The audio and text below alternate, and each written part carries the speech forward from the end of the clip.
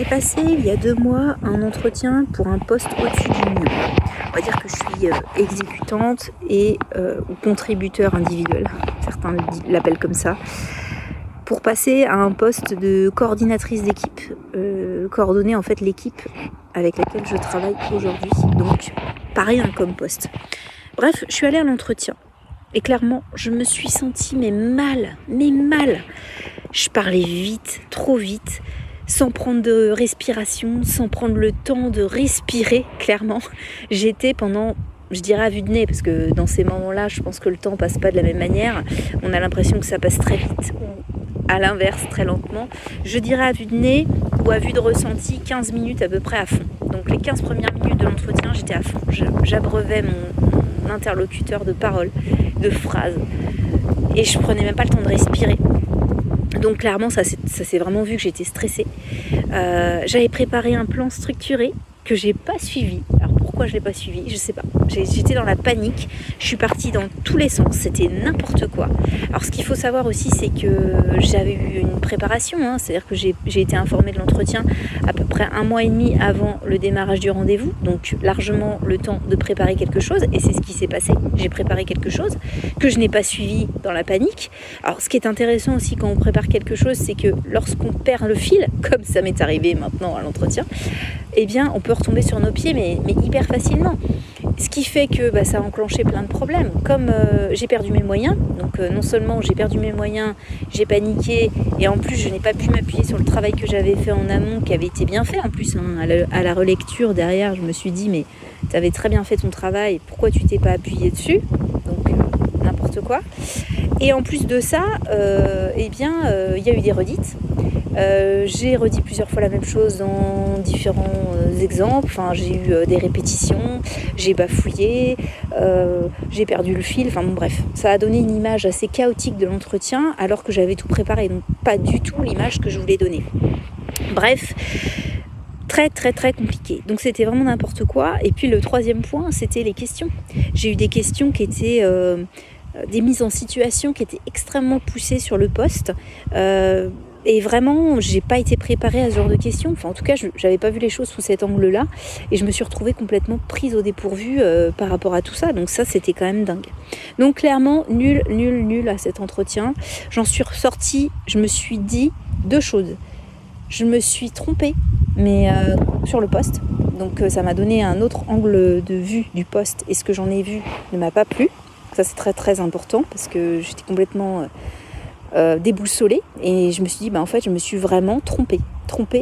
Et en plus de ça, l'erreur que j'ai faite, c'est que j'ai fait un entretien déplorable alors que d'habitude c'est pas ce genre de choses que je donne en entretien, et j'ai quand même 12 ans d'intérim derrière moi avec des entretiens. J'y allais un petit peu la fleur au fusil. Là j'étais relativement préparée et j'ai complètement cafouillé. Donc vraiment assez dingue cet entretien. Et ce qui m'a le plus déboussolée, effectivement, au-delà de la remise en question derrière, c'est vraiment le côté ça me plaisait plus. Alors moi aujourd'hui je te parle de tout ça parce que finalement cette histoire m'a appris énormément de choses. Déjà d'une, finalement il faut se faire confiance. Il aurait fallu que je fasse confiance à la Carole qui avait préparé depuis 1 mois et demi son petit plan, etc. Suivre les choses de manière méthodique et structurée. Se faire confiance. Je dirais que c'est le truc le plus important. Tu prépares quelque chose, vas-y, suis le truc. Là je sais pas pourquoi j'ai tout cafouillé. Parle de ton entretien autour de toi. Moi, j'ai été un peu déboussolée de l'angle d'attaque vers lequel ils étaient au niveau de l'entretien. Parle-en autour de toi, à des amis, pas forcément à des personnes de l'entreprise, mais parle-en autour de toi. Et ça te permet d'avoir peut-être un autre angle de vue sur le poste, peut-être une autre vision. Parce que moi, aujourd'hui, j'ai été vraiment déboussolée par cette vision.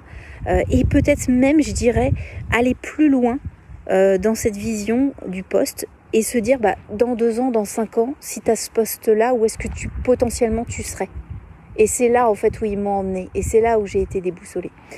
Donc ça c'est vraiment très important. Et puis si tu veux pas en parler autour de toi, je te suggère ChatGPT, qui permet en fait de prendre les choses avec du recul et qui te permet en fait finalement de prendre du recul et de ne pas avoir la vision un peu émotionnelle des choses et lui demander en fait qu'est-ce qu'on peut attendre d'une personne avec le nom du poste. C'est ça la question qui pourrait être posée, c'est que peut-on attendre d'une personne, voilà, avec le poste. Par exemple, moi j'aurais été, que peut-on attendre d'une coordinatrice de pôle d'équipe avec telle thématique, par exemple. Ça aurait pu être intéressant. Donc ça aurait pu me donner un autre regard sur le poste, une autre approche, et ça permet aussi de poser des questions. Ça peut même être une conversation avec ChatGPT. Ok, si tu devais faire un entretien d'embauche à cette personne, quelles questions lui poserais-tu? Et là, ça te permettrait d'avoir des questions assez poussées sur le sujet. En tout cas, la fin de l'histoire, l'ironie totale, c'est que j'ai été prise et finalement je me rends compte que ça m'a énormément appris, plus l'entretien que finalement d'avoir eu l'info finale comme quoi c'était moi. Et en fait ils voulaient me tester. Et ça m'a énormément aidée parce qu'ils ont pu voir où est-ce que ça allait me mener tout ça.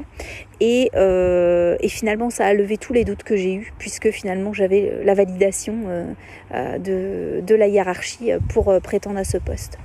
Voilà, en tout cas je voulais te partager absolument cette histoire qui j'espère pourra t'aider en tout cas à ton niveau. Je te dis à bientôt. Salut, bonne journée.